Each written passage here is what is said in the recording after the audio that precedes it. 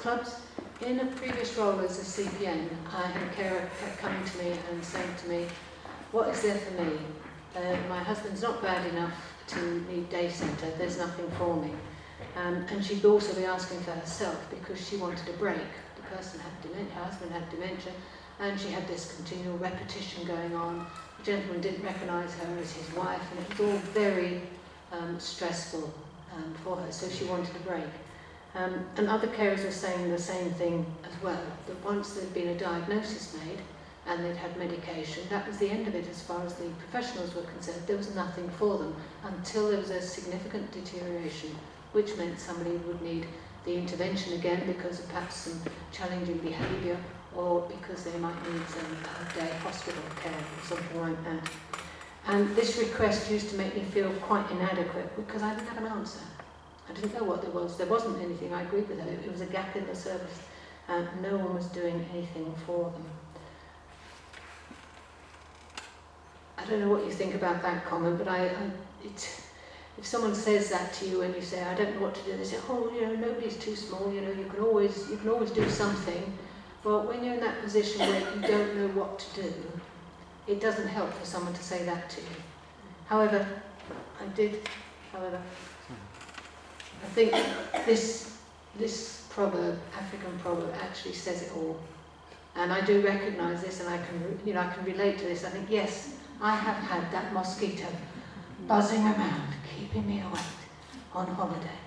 And that's something really small, and it made me think, I've got to buzz around. I've got to start buzzing around and finding something, try and find something. Okay. So the COGS Club is a result of this lady's persistence. I have a strong faith, and just before I was retiring from the NHS, I was praying about what am I going to do. I like to be active, I like to be doing things. What am I going to do? What's the future hold for me? And the thought came to me, I needed to use my training, and I needed to use the colleagues that I had and look at something, if there was something there. And fairly recently I'd been doing cognitive stimulation training and reminiscence, and I'd done validation therapy and orientation, all these things. And I thought, I should do something with these things, I should put these things together. So that was the start of it, getting that answer, use what you've got, use your colleagues. As for the name, for me it's a God-given name. COGS, for the professionals, COGS is cognitive stimulation. So straight away you've got credibility with professionals because they know about cognitive stimulation therapy, that's what they do. And COGS Club is Cognitive Stimulation Club. So it's great, straight away it hits for the professionals. COGS for the older people that I was recruiting, well, so many people kept saying to me, God, my COGS are rusty. Need to oil the COGS in my brain. COGS are slowing down. It's a word that we use, there's no stigma attached to COGS. You know, it's just, oh, the COGS don't work so well. So it fitted for them. And amazingly for me, I looked at this word and I suddenly realised that the COGS was standing for calling on God's support, which is what I was doing. I was praying. But even better, now it is carrying on God's service. Wow, what a God-given name. So I'm really, really blessed with that. It kind of made me feel this is what you want me to do. I know this is what I'm supposed to be doing. So, hence the logo. Right. What else we have here? That's it. Next one. Also, the cognitive COGS clubs, they link to government policy. The NICE guidelines in 2008 and then revamped in 2011. It's all about saying that people with dementia should have the opportunity to have some cognitive stimulation program. They should have access to it. Now, all over the country, they could have access to cognitive stimulation therapy, but it's not there. Down in Kent, where I am, they really think this is a good model of cognitive stimulation therapy. They push it, it's validated, it's researched. But there are some parts of the country where they don't do it. I don't know if in Northampton they do cognitive stimulation therapy. I know that we are making inroads into Northampton. I heard at Congress up in Glasgow this week that our lead nurse from Dementia UK she's doing something in Northampton, and I desperately want to find out what it is to see if it will open the door for us to open a COGS club here. It'd be good if we can. Thank you. So cognitive stimulation. This is what the COGS clubs are based on. This is researched approaches with reminiscence, orientation, all of these things, and there have been lots of papers written about it. It's done by professionals. It's 14 sessions. Quite often it's 2 sessions a week. Only lasts 2 hours, and it's got themed activities, 14 themed activities, and it's over, as I say, over 7 weeks. So the cognitive stimulation is the base on which the clubs are based on. So the COGS clubs, they're based on this, and they run in the same way, but instead of 2 hours, a COGS club, we've stretched it. It runs for 5 hours, so it's from 10 till 3. We use the same themes, 14 themes. We use everything that they've got in that 2 hours, stretched, but we've also added music and movement. Music is really important to everybody, and it's really important to people with dementia. It's very good at addressing those feelings, those emotions, those past memories, those current memories. So music is really important. And it also provides the opportunity for them to recall and develop new skills. We had a gentleman at one of our clubs, and he wanted to play badminton, so I went and played badminton with him. He used to play badminton with his wife.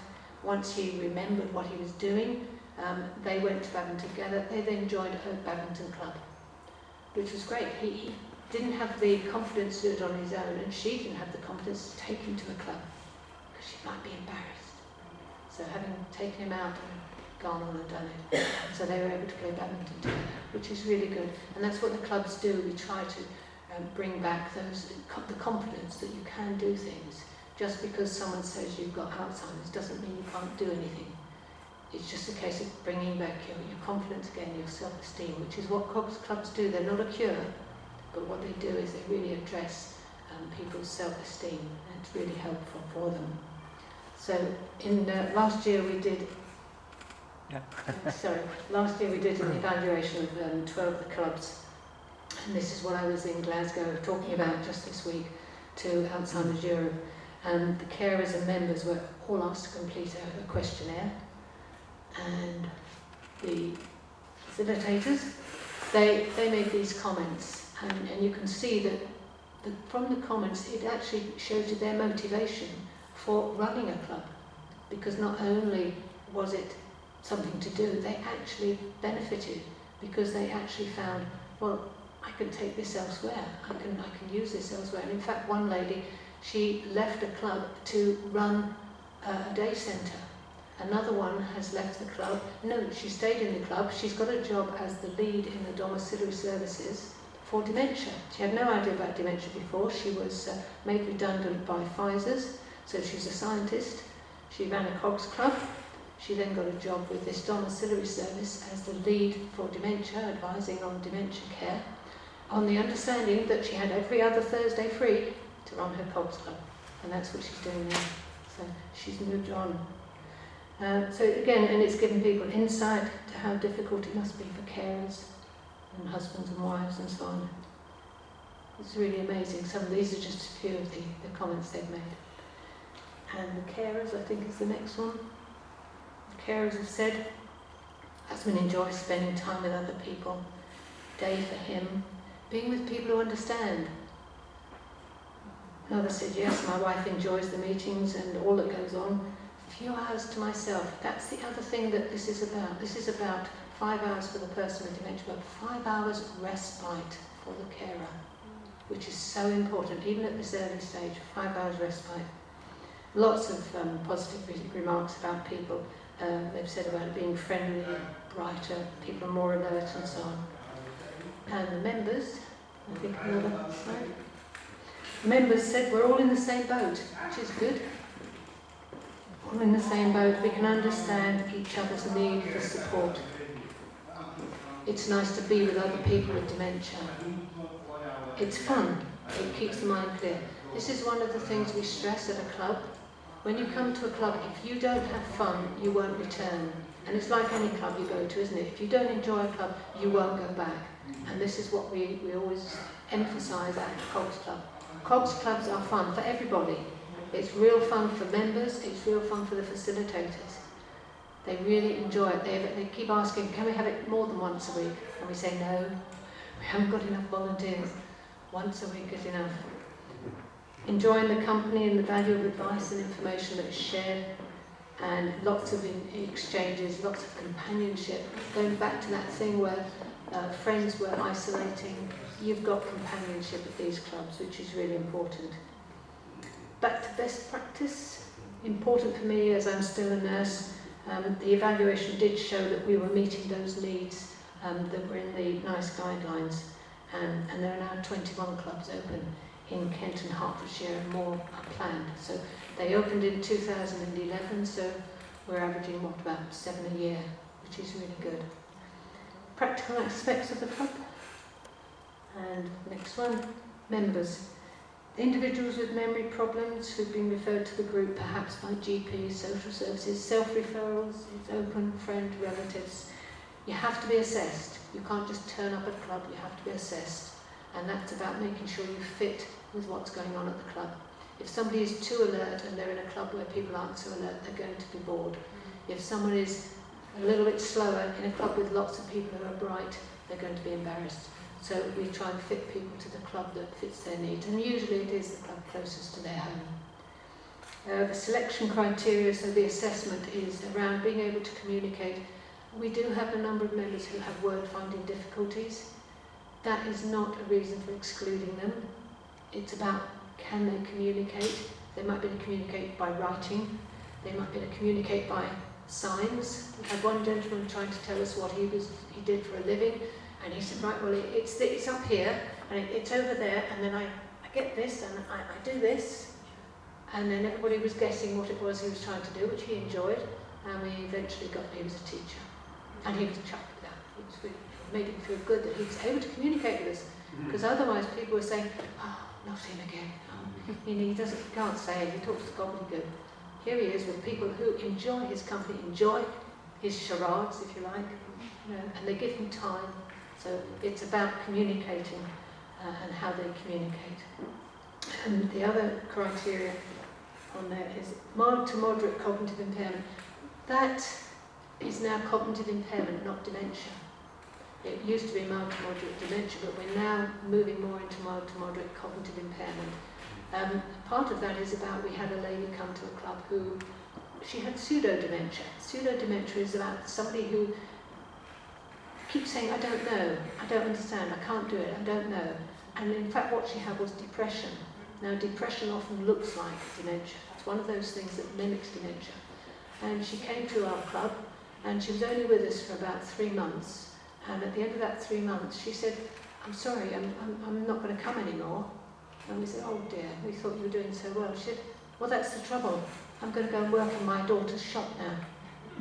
So fantastic. So we mild to moderate cognitive impairment. A wish to attend the group. Yeah, you're not put in a club. If you don't want to come, fine. It's quite hard work. It's a whole day. So you need to want to come. People with impaired vision and hearing, they may not benefit. It is very difficult because we do a lot of visual things and a lot of things with hearing.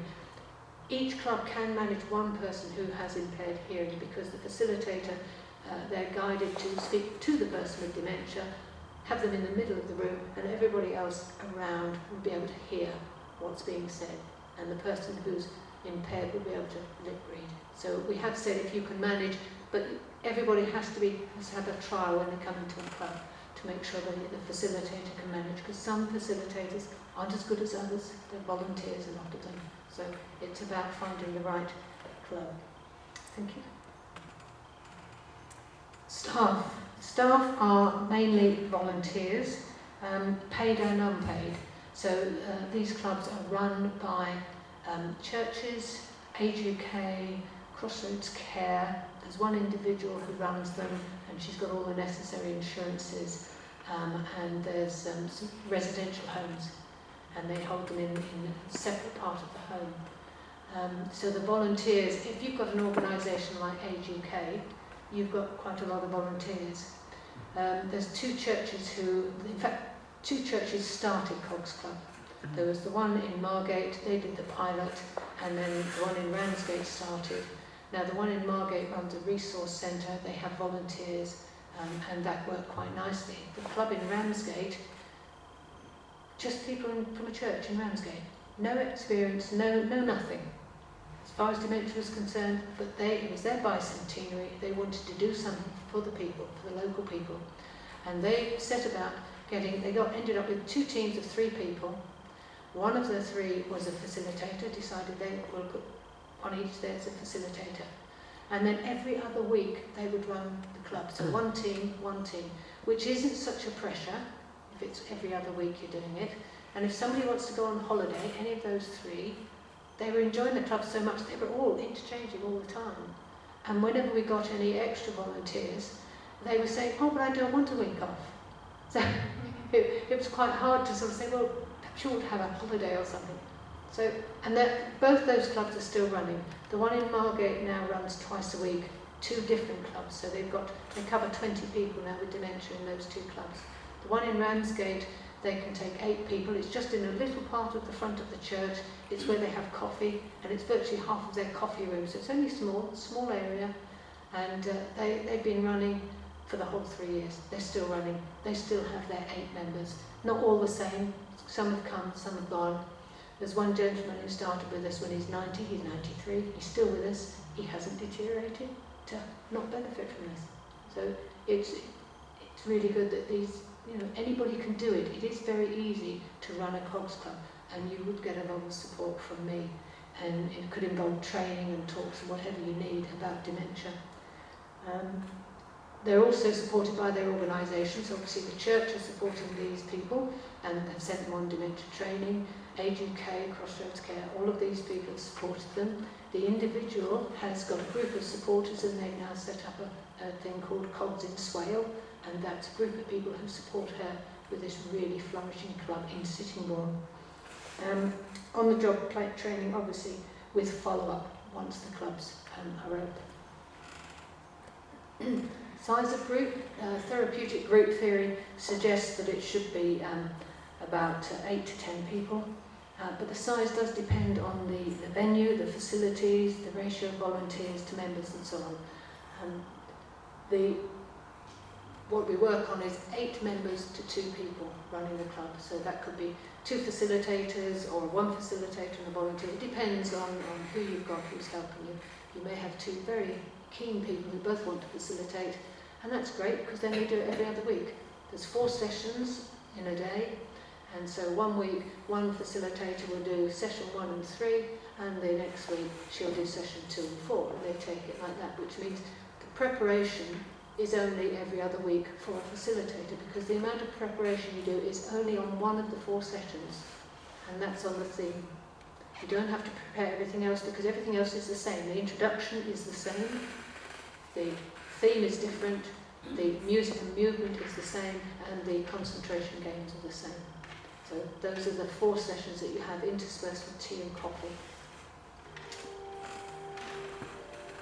And finally, to encourage you, the starfish story. I don't know if anybody knows the starfish story. This is about a gentleman walking along the beach, and he sees in the distance somebody dancing around and appearing to throw things into the sea. Gets closer and wondering what's going on, sees the person bending down and picking something up. Then he gets closer and he finds that basically there's lots of starfish on the beach, and this young man is picking up a starfish and he's throwing it into the sea. And the chap's goes up to this man and he says, well, what are you doing? I mean, what is the point? Look at all these starfish. Why are you bothering to throw one into, what a waste of time. And the young man says, well, make a difference to that starfish. Yeah. And that's what you guys can do. You can make a difference. And this is what Dementia Friends is about. This is what COGS Club is about. So if you're at all interested in doing a COGS Club, I'll come up and down as many times as you like to help you to start a COGS Club and to give you support to do it. You'll love it. It's not expensive to run. The cost depends on things like the hire of the hall, if you have to pay a facilitator and so on. The club in Ramsgate, they charge £8 for the day. That's £8 for 5 hours, and that's because it's totally altruistic, they're just paying for the food. The most expensive club is £22 for the day and sandwich, and that's because they have to pay for the hire of a big room, a specialist room. Thank you. The last slide gives my contact details. Thank you for your time. Thank you. Thank you.